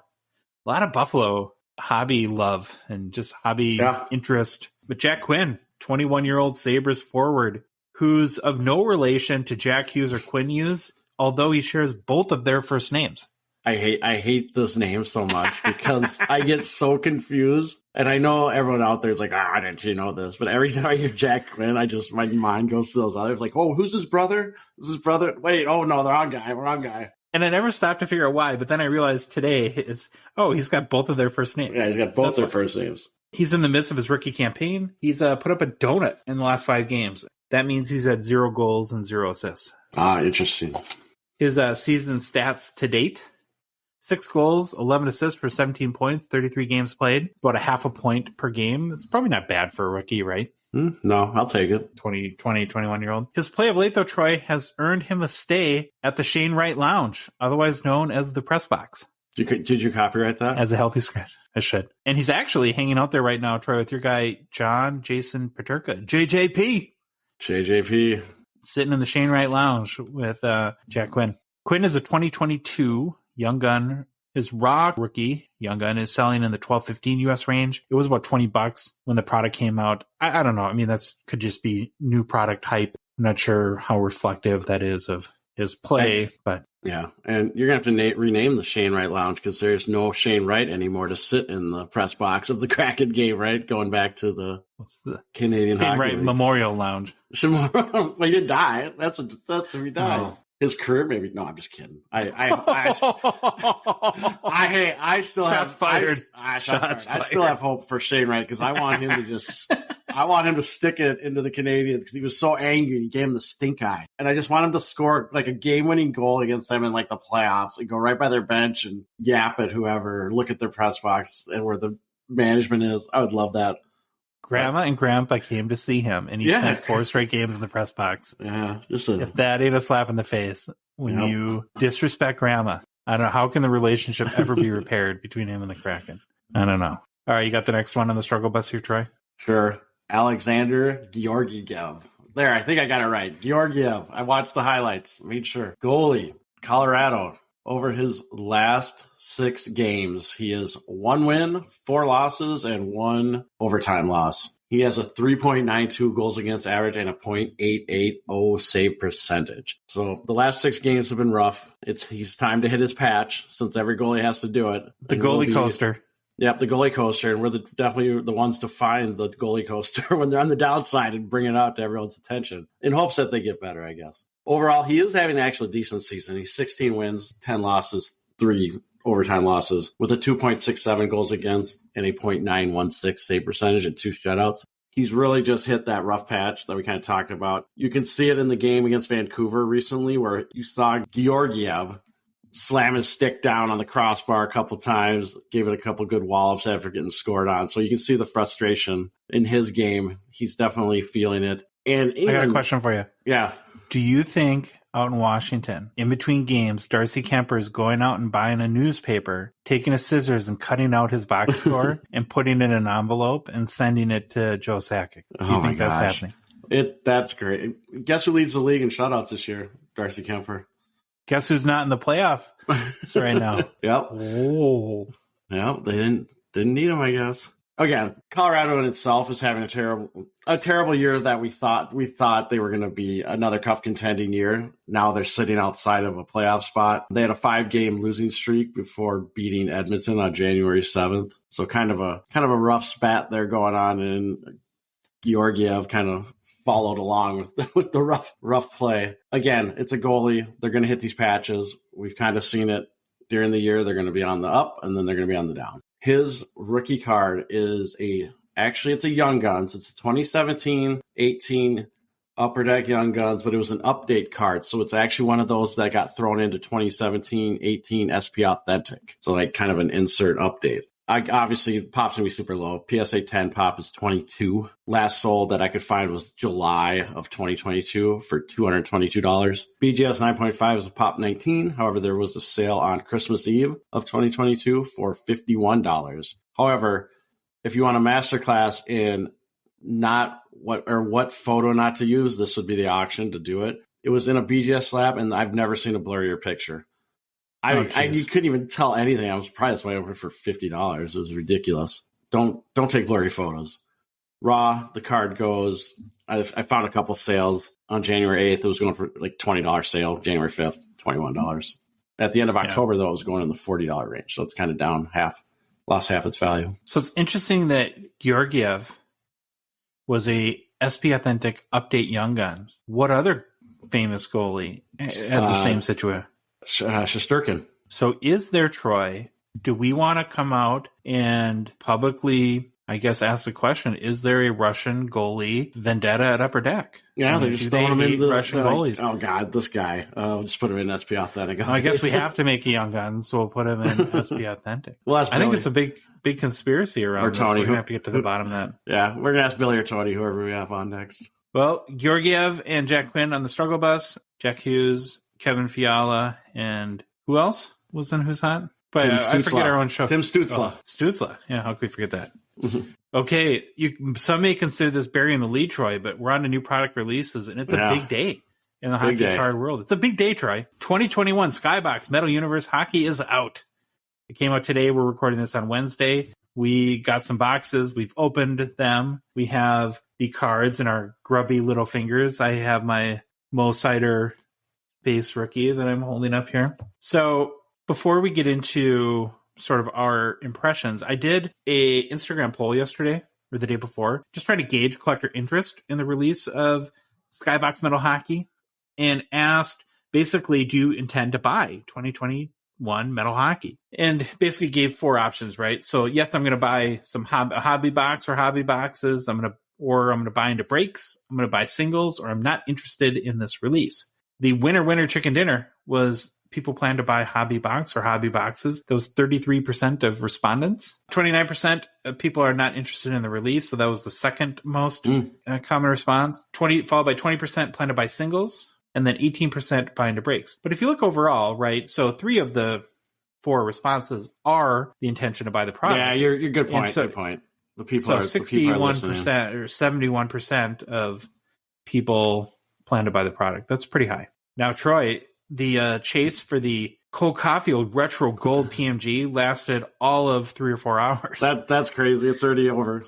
The dream has died. Yeah, it came out by a break or two. So I've heard this has been a big topic in the last few months as it relates to certain basketball sets and baseball, football, that people like Backyard Breaks tend to get all the hits. Again, continuing the conspiracy theory that somehow this Skybox hobby box made it to a breaker. But I don't really buy into that. I think that breakers open a ton of boxes where we may open up 1 or 2 individually. They may open 300 or 400. Yeah, and that's why it seems like they always get the hits. I will say I love reading the math and the analysis that people do, but I think the risk to the company is just so stupid that they would do that for the amount of bad PR they would get if found out. I just don't think it makes sense. But that's me. What do I know? So just mentioned that the Cole Caulfield Gold Retro PMG is already up on eBay. Asking price, $151,000 US. It's like 204,000 Canadian dollars. I think it was put up on eBay.ca. So what are you gonna wait till the podcast is done tonight before you buy that, Troy? Or are you gonna maybe sleep on it overnight, or what's your plan? I did crack off. One of our Discord users said he put a best offer of $1 on it. Oh jeez, that's a hefty price for and it is obviously the best card in the set. It is a little bit bummer that it's already gone. Yeah. I also saw a regular Austin Matthews Gold PMG that was floating around Instagram already. Okay. So we're going to see more and more of those as the days go on. But because we are total degenerates, we, of course, got some product in our hands and opened it a little bit. I opened up a couple boxes. Here's kind of my observations. It's not a big deal, but one of the things when you open the box in the lid, the cards are backwards. Yep. Whoever packed them backwards. I just thought that was kind of funny. Also, half the cards in the pack face the other way. So it's like, was there 7 cards in a pack? It's like 3 face one way and the other 4 face the other way. Yeah, so and your insert will be right in the middle, basically, or the card. If you're watching a break, they're going to fly through the base, but it'll be weird to see how they handle this. Are they going to That's why I brought it up. Yeah, 1, 2, Challenge flip it over. 1, 2, 3. We did get some nice hits, so we'll have those in videos coming up like we always do with our ROI tracking series. I will say, Troy, that the base design looks better in person to me than it does in the online photos. And if you look at, so it's like the half circle or eighth of a circle on the left-hand side where the name is, it kind of just like solid black when you see online photos. And it's got a little bit of texture to it. It's not quite black. It's got like some etching in there. I don't know. Just in general, I think they do look better in person than they did in photos.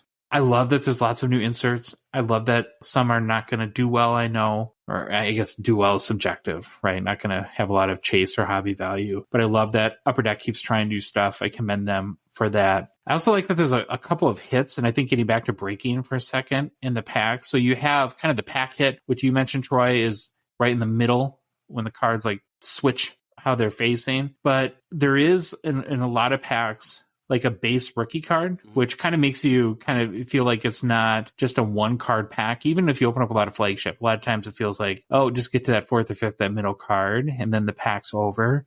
So I did like that pack, and I think that'll be good for breakers as well. So it's basically like a pack hit or insert that's in that middle spot, and then like a base rookie or photo variation at the back. I will say though, Troy, from an ROI standpoint, it does feel like a one card box. Like you're going to have that one box hit, and depending on how you do is really going to largely determine how well you do on the box. Lots of die cuts. So there's the big man on ice, Planet Metal, and then the already much talked about the Cheddar, which is a very interesting wedge of cheese die cut card. I've been staring at my Cheddars for a while. I don't think I'm on board. I think there's going to be a lot of them. This could be the Hundo P of 2021 metal, right? Again, I like the effort. I like trying the different things. It's not one I'm particularly like. We'll have to see though. Maybe people will gravitate. I think they're one out of every 10 packs or something like that was the pack odds that I looked at. I'm not going to disclose the cards that I pulled out of my boxes, but of course I did get an obligatory Ryan O'Reilly insert, right? The world wouldn't be the same without it. Overall though, I like the set. I enjoyed the rip. I don't know if I would open up cases of this product. I saw, Troy, today the price has gone up pretty consistently now to about 150 US. I wonder. I liked it a lot better at 130, which I think where we bought it at pre-order. Yeah. I don't know. What's your reaction? I'm curious if the Caulfield being pulled does anything to that price. If it knocks it down like $5 or something, $10. Yeah, I did like ripping the product. I got like 3 of those big man on ice cards. I think they're growing on me. I actually really like the gold one I hit. The gold looks really nice. The one I'm at, the ice carvings, I don't think I'm that big a fan because it's really hard to see it's an acetate background, but it's really hard to see the player's like almost profile picture in the back. it just seemed hard to see it. Maybe the lighting in here. And there's like the neon icon. I like the neon icon I got. It's Ovechkin. Neon icon is cool. I like that one. I got one of those. Got an amped up Draisaitl, which I don't know if I'm a big fan of the amped up card. I don't dislike it. I don't really like it. I got one of the Planet Metals. Kind of interesting. Like it looks like a big D basically, or it's like half a globe. It's kind of interesting. I do like the retro look, like the retro PMG cards. They look fantastic. The base look really, really nice. I agree with you 100% on the base. They look great. I didn't think I would like them as much when they came out until I opened the pack, and they were really nice. And then I got some prospect cards. So overall, I like the product. Again, I'm not going to go buy boxes and boxes of it, but if the prices fall or if it got to like under 100, maybe I would, but we'll see. Yeah. I think it's a really good breaking product, don't you? Yeah. Oh, yeah. If you're getting a rookie. Because you get lots of inserts. You're going to get lots of for sure. Hits. Yeah. Here I go walking on the plank again, but we are planning on talking to Billy from Upper Deck this Friday. Hopefully nothing comes up. Understandable if it does, but we should have him on Monday's show, and we'll go a lot further into metal then. But new hockey release days are the best, Troy. And so we just had to kind of get our reactions. All right, we're going to move on to PWCC, Gongshow partner and sponsor. Thank them much for helping us to produce our show and for supporting the hockey hobby. So I have a little update on my little vaulting and grading adventure through PWCC. So to catch anyone up to speed that is not aware, I decided to submit a couple of raw cards to their vault, added on grading Didn't pick any crazy cards, but a couple of nice ones that I thought were in pretty good condition. A 2019 OPG Platinum Jack Hughes Marquee Rookie Rainbow Parallel, and a 2021 OPG Cole Caulfield Marquee Rookie Platinum Preview. I mentioned both these cards were in pretty good shape, so I thought I would add on the SGC grading option for $20 a card. Sent the cards out, Troy, to PWCC on December 13th. They received them a few days later on December 17th. By the way, the submission process on the PWCCmarketplace.com website is super easy, very straightforward. It was a lot easier than submitting cards to any grading company. So I thought that was a big plus. Then, I'm sure once I got them, they do a bulk submission to SGC. You had Christmas in there. But basically, I got a notification like 3 or 4 days ago that the cards were back. The bummer at that time, though, was they were processing them and they hadn't taken photos. So I couldn't see the grades. And they mentioned, and I think they call this process like curation, that it could take 5 to 7 business days. But within a couple days, in my case, the photos popped and I could see my grades. So I sent 2 cards, my Cole Caulfield Platinum Preview Rookie and my Hughes Platinum Rainbow Marquee Rookie. You want to guess what my grades were, Troy? We'll start with the Caulfield. You seem in a good mood, so I'm going to say a 10 and a 9.5. Yeah, you nailed it, dude. Yeah, I got it. I can tell when you're reading that you're actually like super like happy. So I figured you got a 10 on one of them. I wasn't heave crying. Yeah, I got a 10 on the Caulfield Platinum Preview Rookie and a 9.5 on the 2019 Hughes OPG Platinum Rainbow Parallel Marquee Rookie. So imagine now in a few days, now they go through like a process where they do like insured value and then they end up in the vault. At that point, I'll have a few options. I can just let them sit there. I could list them for sale on the PWCC Weekly Auction or in the fixed marketplace. I could sell them to Troy for 10 times comps, which that's your best bet right there. That's your best bet. Or I can list them for sale on another market and just transfer it to another buyer, I think. All in all, I wasn't sure what I would think of this whole vault concept. And I'm not sure I put my whole collection in a vault at this point, but I'm not sad that they're there. And I have bought a few cards recently on the PWCC Weekly that are chilling in my vault. So I'm kind of a vaulter. No, I think I'm a vaulter. I think we need to ask them if we can come see the vault. I want to see the vault. Plus, it's out in Oregon. Do you mind if I bring my empty duffel bag into the vault with me? I'm just curious how this vault are set up. Can you point me to the David Chow section? Yeah. Just kidding. Kind of update there. Like the biggest thing I can say is the process was super easy. It happened relatively fast. The photos are amazing. I've gone a few times just to stare at them and try to figure out why my 9.5 isn't a 10. Mystery to me. But okay, now we want to move on to the PWCC Weekly. It's going on right now, ends this Sunday. And like we always do, there's a couple of cards that kind of stood out to us.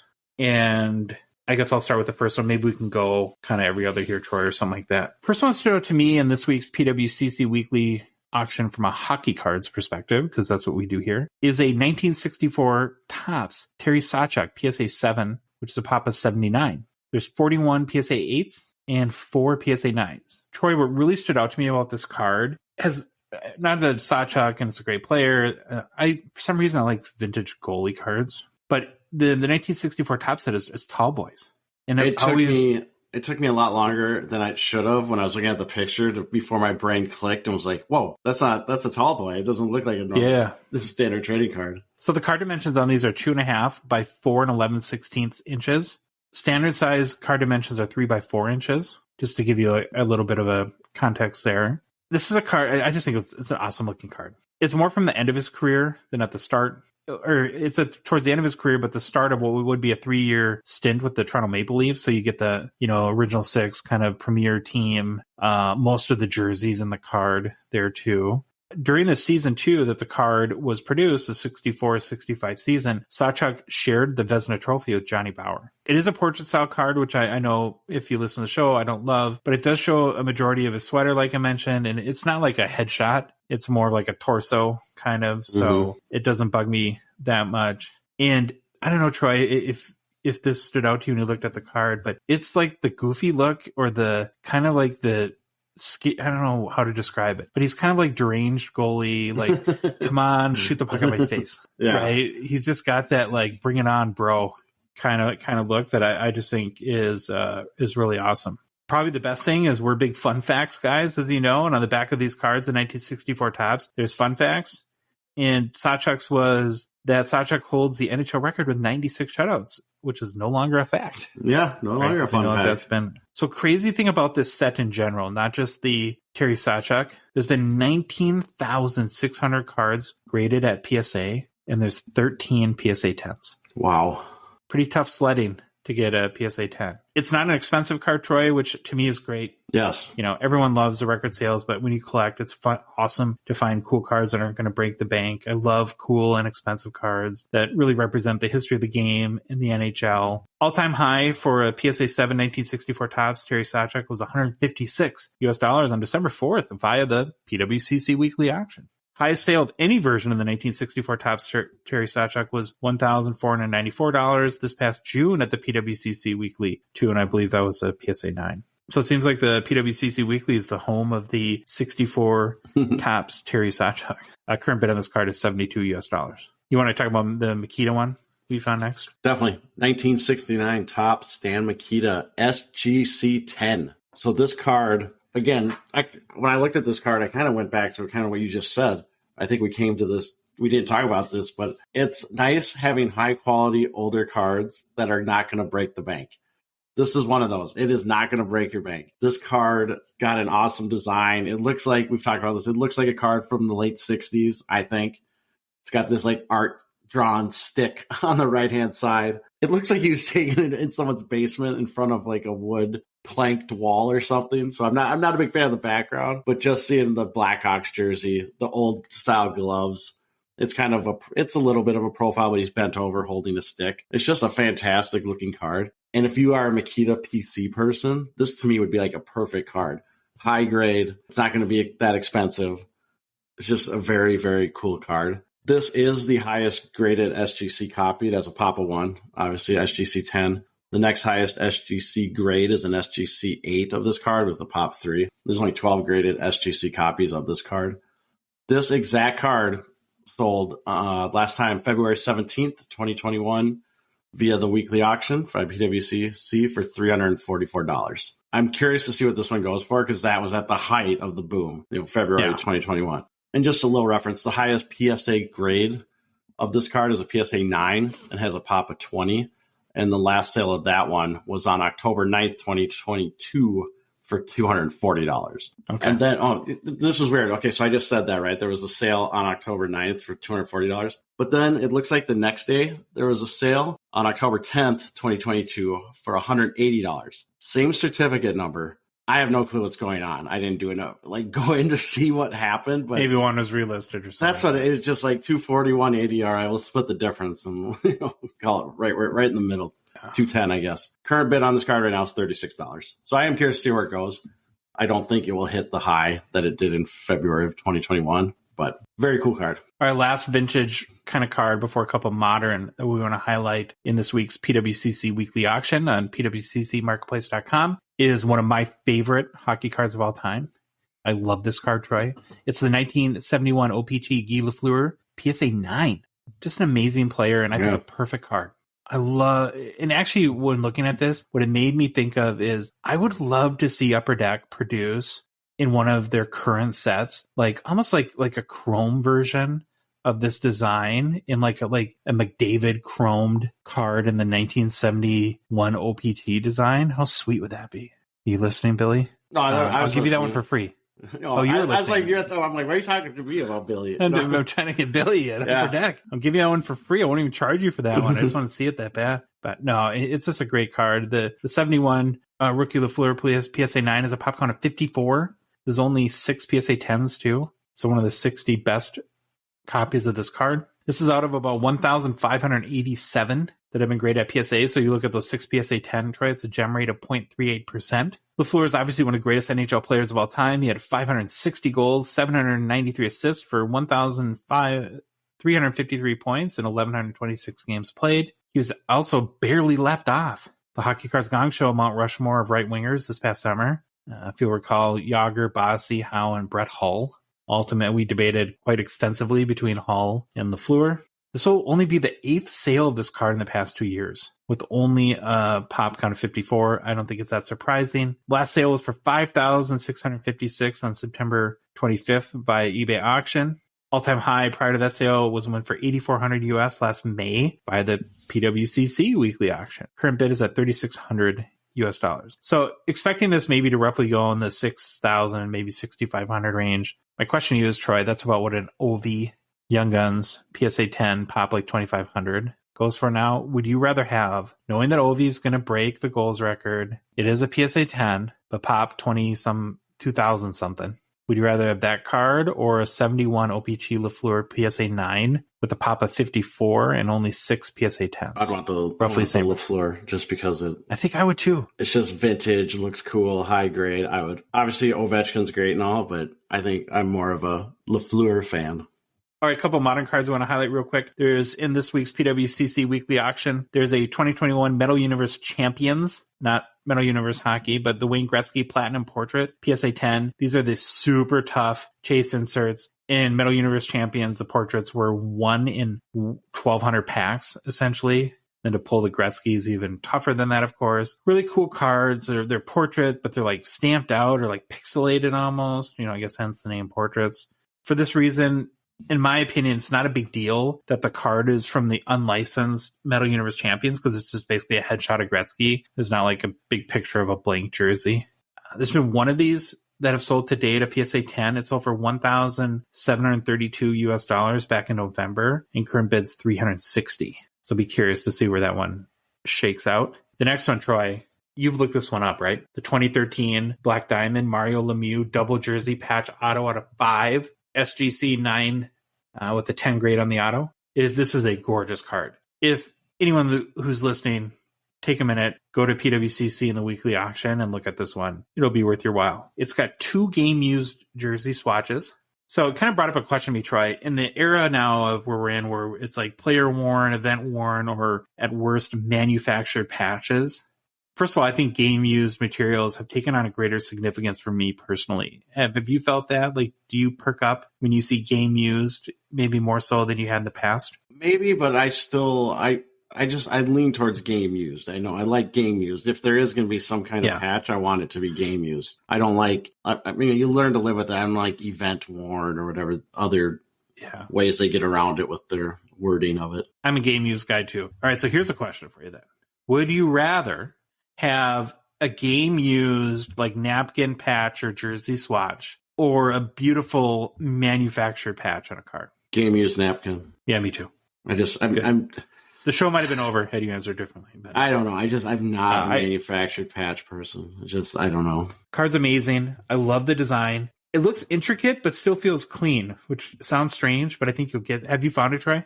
I am looking right now. Yep. Okay. Oh, I did see this. Yes. I saw this. Oh, yeah. Auto's in a perfect spot. There's a big, great full image of Lemieux. He's got the yellow helmet. Jersey, come on. The yellow. That is sweet. Yes. Yes. Honestly, again, go check it out. It's such a beauty.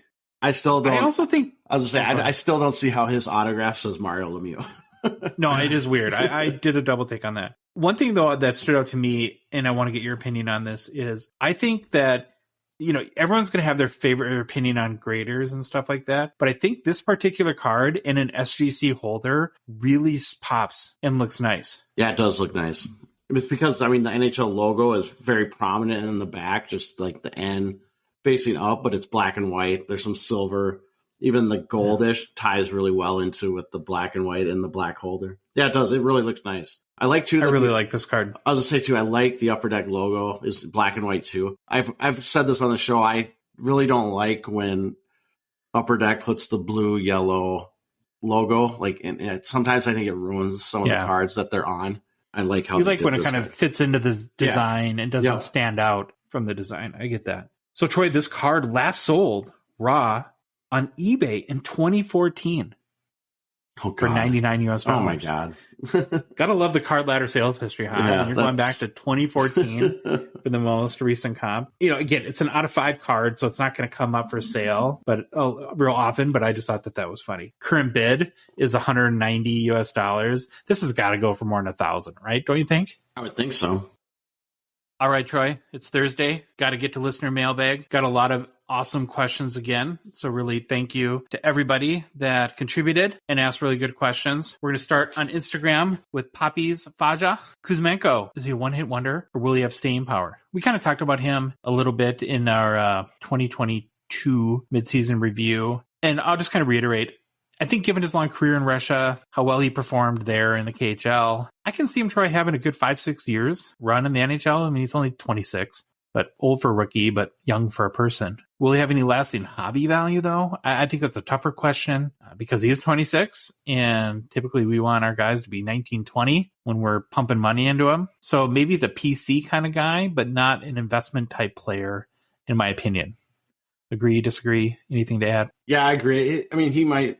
I don't think he's a one-hit wonder. I think he'll be around, but it's not going to be that long, and it's one of those guys that the hobby probably won't care about. Next question from the Gongshow Discord. Get exclusive access if you support us via Patreon. From our good friend Irish Flyers Collector, or IFC, as I like to shorten it to. Are we giving him his own shorthand abbreviation? He's got a nickname of a nickname. Oh yeah. Yeah, that's big status in our opinion. What do you guys do with base cards of teams, players you don't want? Build team lots to trade or sell, donate them, hang on to them for someday to sell, box them up and let them be in someone else's problem when I'm gone, stick them in my bike spokes. What do you do? So right now, I'll answer. Yeah. Right now, I put them in by player in boxes, and they sit there. To be honest, it will probably be someone else's problem. But I do think about them a lot. What I should do with them. I might try to lot them up and maybe try to move them that way. I've never done it.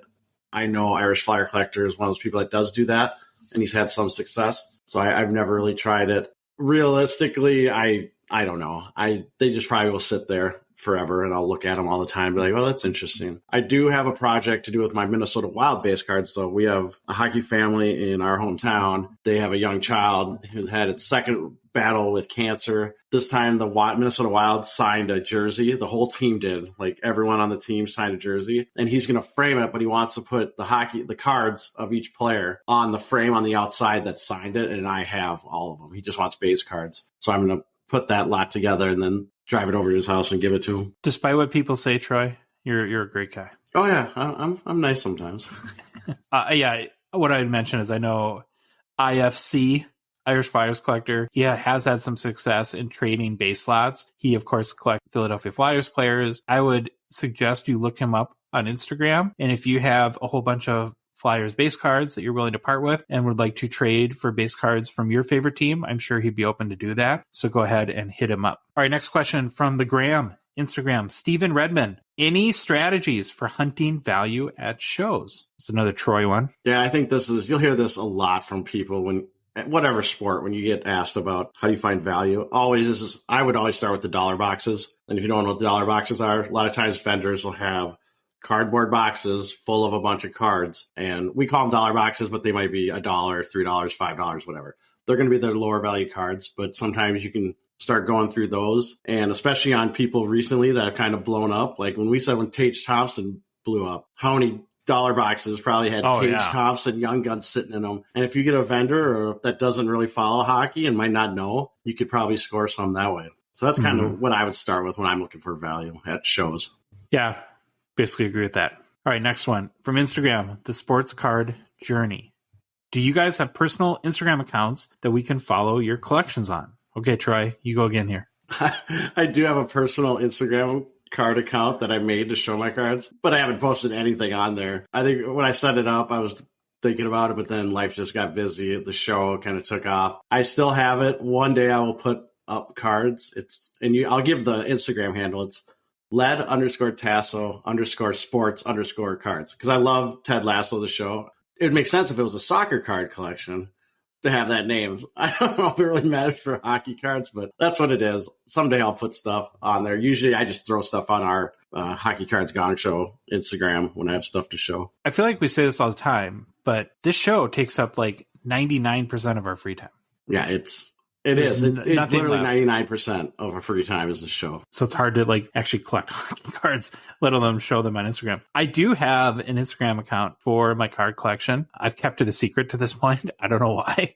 Just haven't told anyone. But now that it's a secret, I'm kind of love being sneaky about it. So we'll let anyone see if they can find it and message me if you think it does have a few thousand followers. So give that little Hint. All right, next question. Instagram, Top Shelf Cookie Sniper 88, one of my favorite names. Dude, you made us work on this one. In the last 10 years, what set is the best overall crop of Young Guns in Upper Deck? Series 1 or Series 2? Meaning, what year and what series has the best Young Guns crop in one release? Man.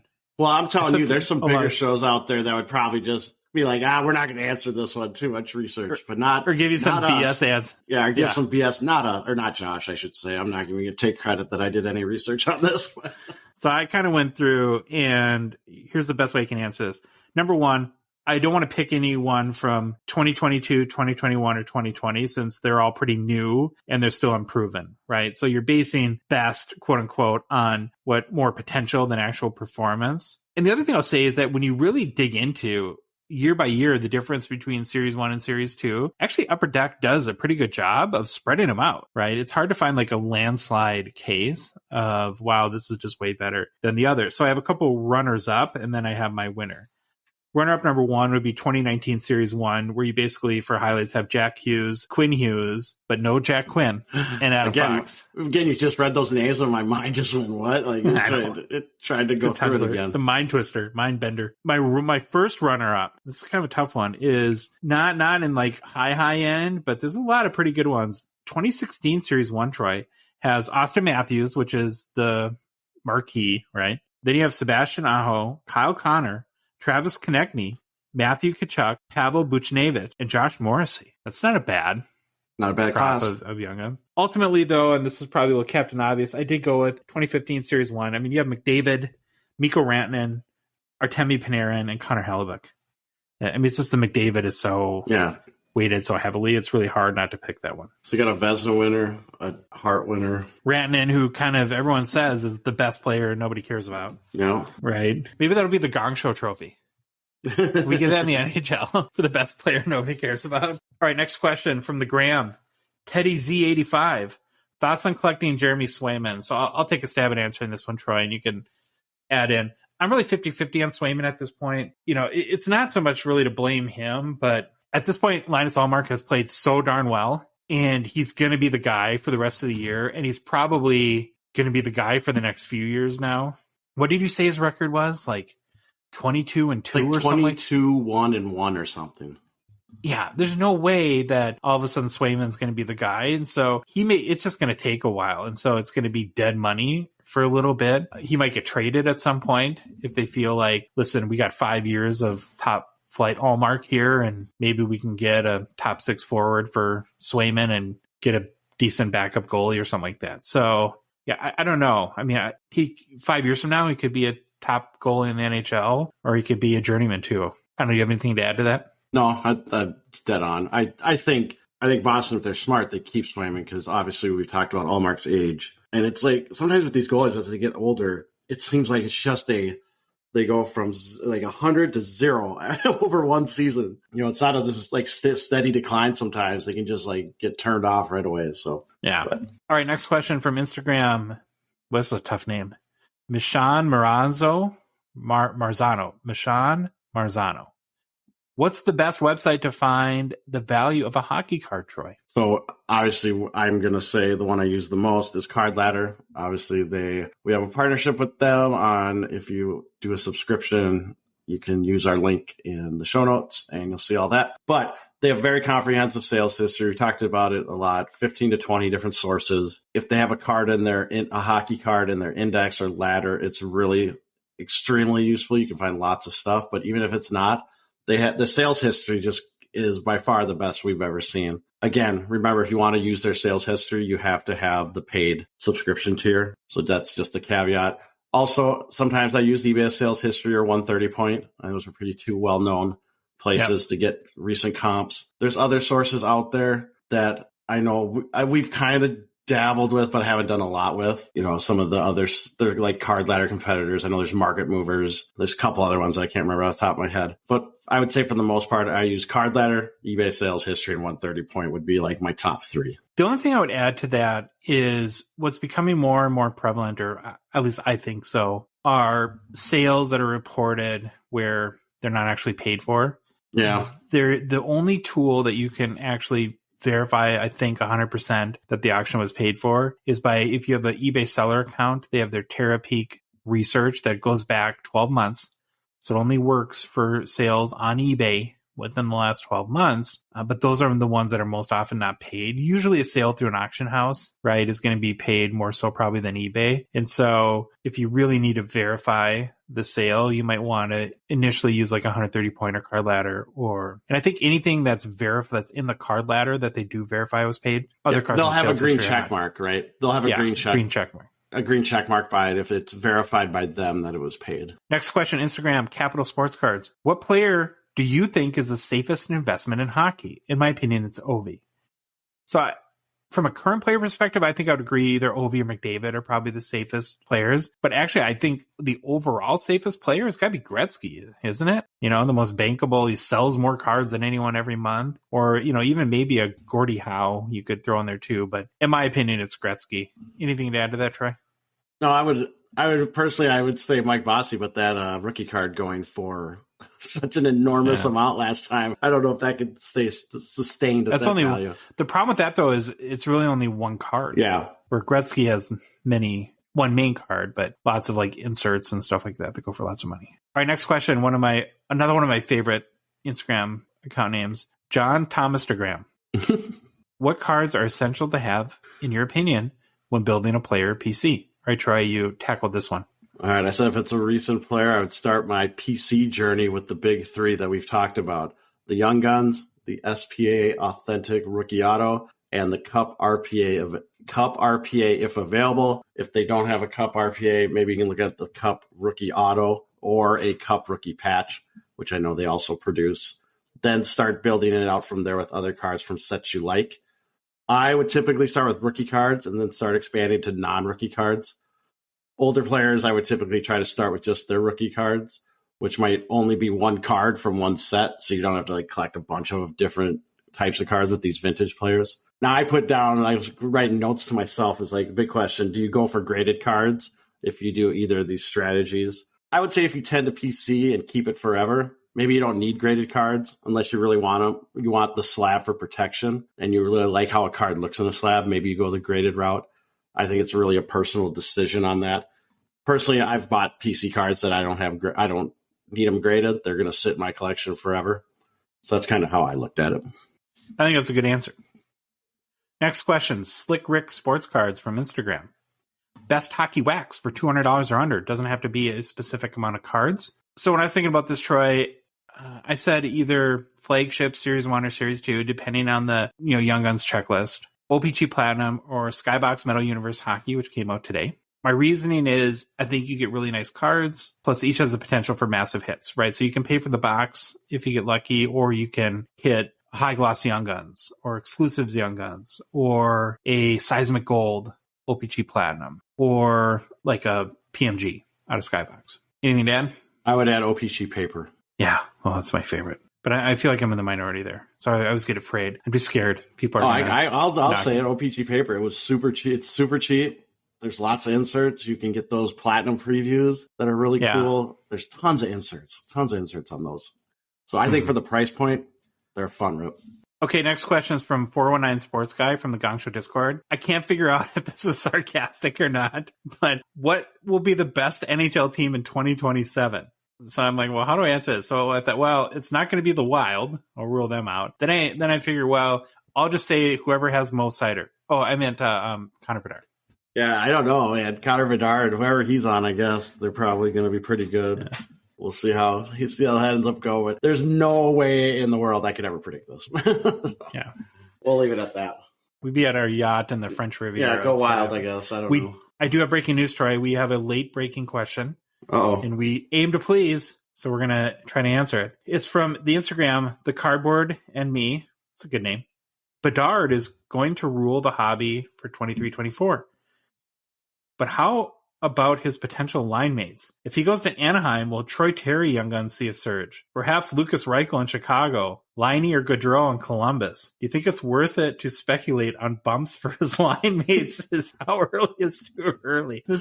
I'm not laughing at the question because it might be legit, but I'm just laughing at how freaking nuts this whole Bedard thing is going to become. We're now saying that who he rooms with in the hotel, is that a good guy to invest in too? It's a good question because it's kind of interesting. I think I would just go back to each team. The hobby supports one player on each team.